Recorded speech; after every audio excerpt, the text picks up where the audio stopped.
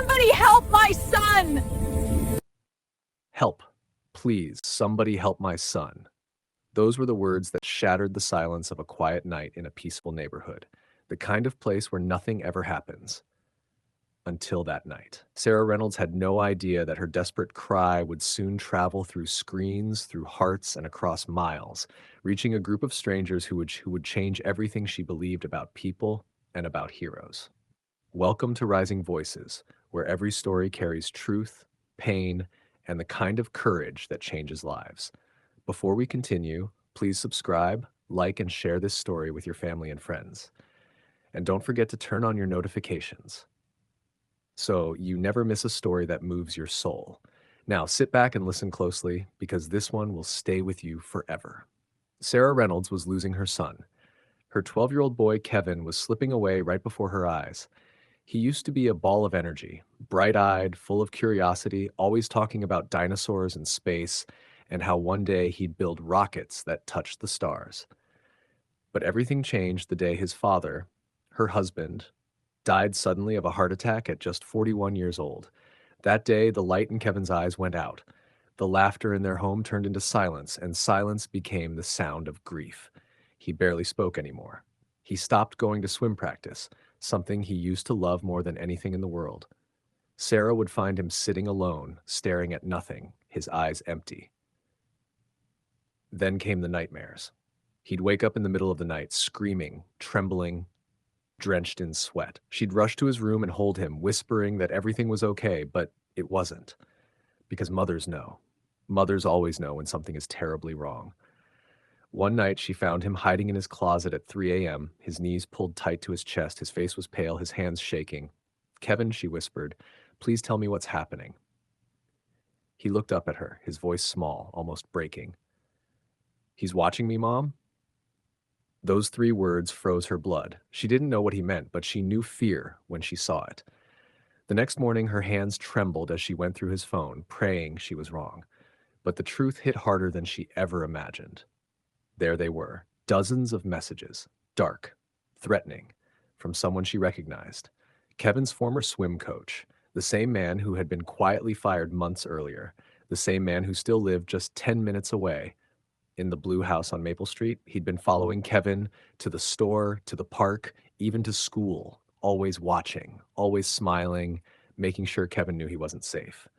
Sarah ran to the police, heart pounding, voice shaking, but all they said was, there isn't enough evidence to act. The system that was supposed to protect her son had failed him.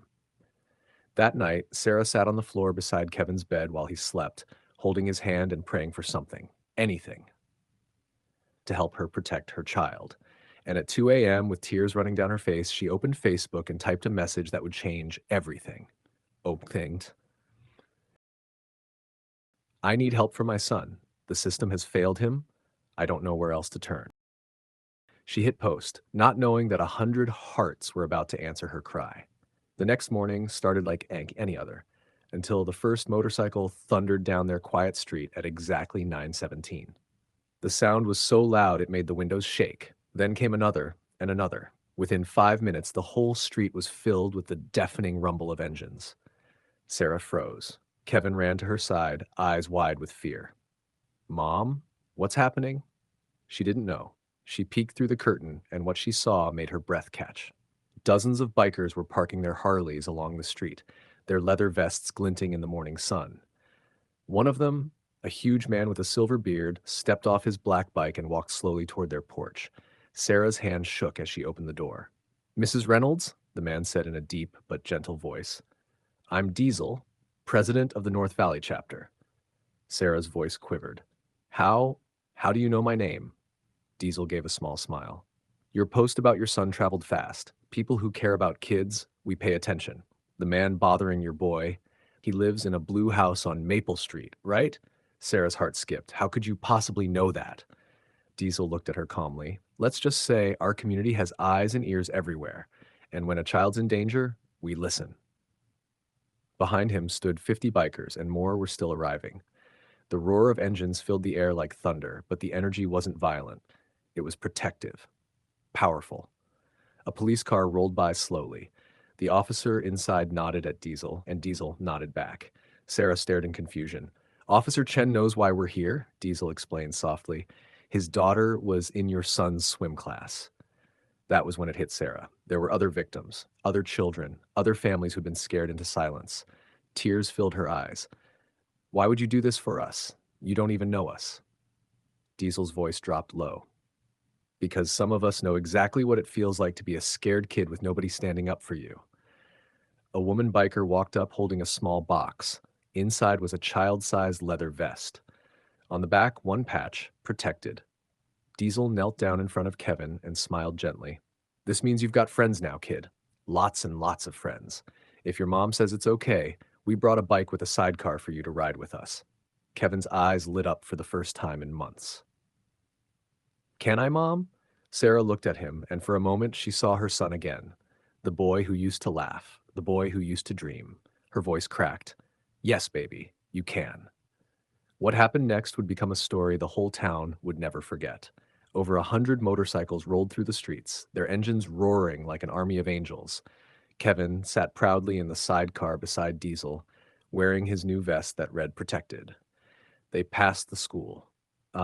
They passed the community pool, and yes, they passed the blue house on Maple Street. People came out of shops and homes, cheering and clapping. Teachers stood on sidewalks, wiping tears.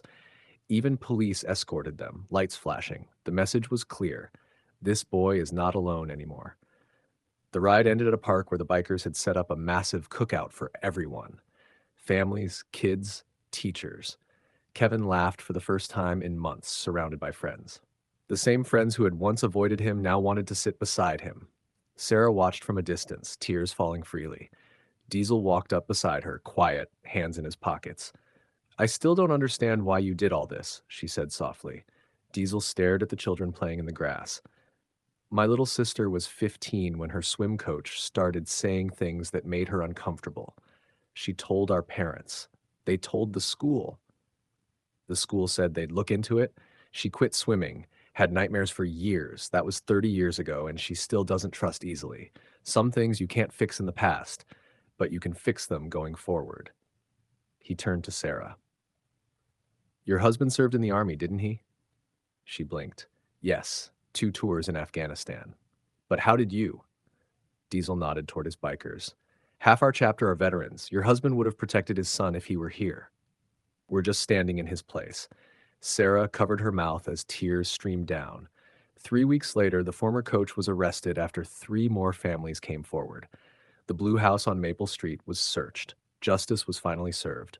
And when the day came for him to stand before a judge, 20 motorcycles were parked quietly outside the courthouse.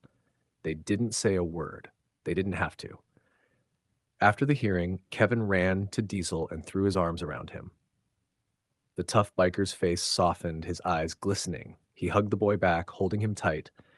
That evening, as the sun dipped low, a few motorcycles rumbled past Sarah's house. Not loud this time, just soft and steady, watching, protecting. Sarah stood by the window, her hand over her heart, and finally smiled, because she understood now that heroes don't always wear badges or capes. Sometimes they wear leather and ride Harleys. The scariest looking people often have the biggest hearts. When her son needed saving, 100 angels came, roaring through the streets to remind the world that sometimes goodness doesn't whisper, it thunders. And that night, as Kevin slept peacefully for the first time in months, Sarah whispered into the dark, "Thank you." Because sometimes the ones who look the roughest are the ones who protect us the most.